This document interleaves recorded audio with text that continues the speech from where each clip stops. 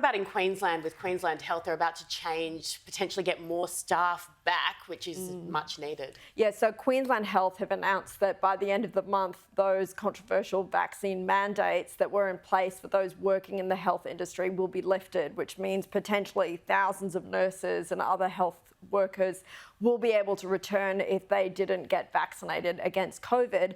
And we know that 1,200 people in that state alone were sacked by Queensland Health for not being vaccinated, for refusing to get vaccinated, and others just walked off the job or refused to do it, took other jobs like cleaning instead of actually performing nursing duties, when we know there's a huge shortage. Obviously, the situation is very different now. We have much better herd immunity. We know a lot more about the disease and who is really impacted by it in terms of COVID. So they're going to be treating it much more like the flu now. And while they won't make people get it, they're going to strongly recommend that they do.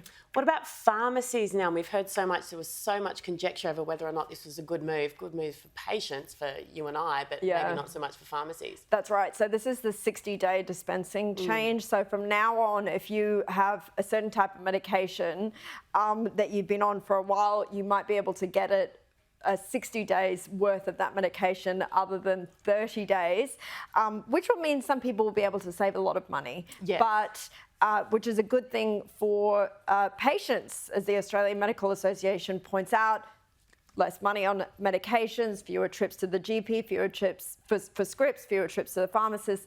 But some pharmacists are saying this is not good. Many pharmacists are saying that, in fact. They're saying this is going to mean that they may have to close altogether or stop offering some of their other services because they get a fee every time people get their scripts. So whether in the end it will be bad for customers if some regional pharmacies have to close, that remains to be seen. Yeah, interesting. I think in some parts of that industry there was a little bit of fear-mongering there, but some valid points essentially as well. Caroline Marcus, brilliant as always. Thank you so much.